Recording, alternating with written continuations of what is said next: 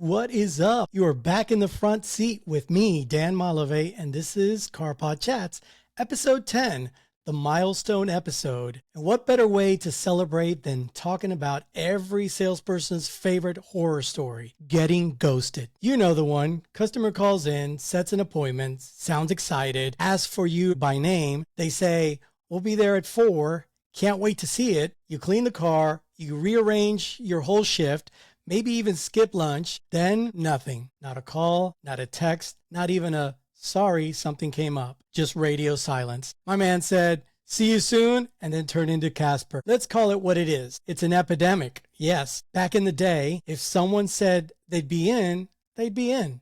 Today, you've got a higher chance of seeing a UFO land on the lot than an appointment showing up on time. And it's not just phone appointments anymore.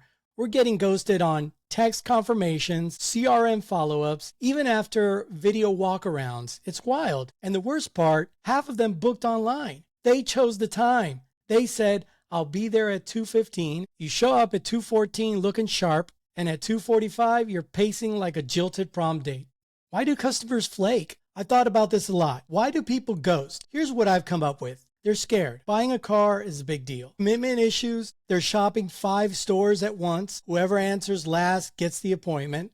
They get cold feet or found a better deal. They never intended to show up in the first place. Some people just want attention. They're dating dealerships. And then there's my favorite. "Oh, sorry, I didn't realize I booked it for today." Come on, you picked it on the calendar. You scrolled to it. How it affects the sales team. Now, let's talk about the real damage. Not the car you cleaned.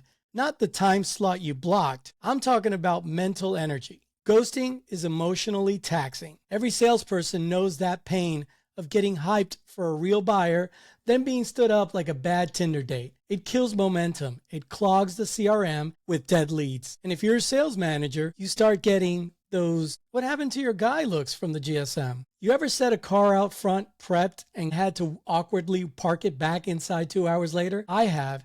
It feels like putting out candles and chilling champagne, then getting a "sorry, can't make it in" text after you already set the mood. Let's talk about what we do after ghosting. Do you call? Do you text?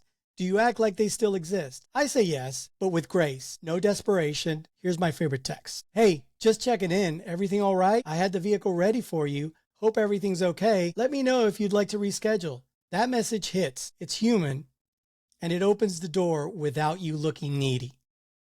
Now, let's get tactical. How do we reduce ghosting? Here are my best moves. Double confirm the appointment, especially the day of, with a real conversation or text. Add urgency. "We've got a lot of activity on that vehicle today.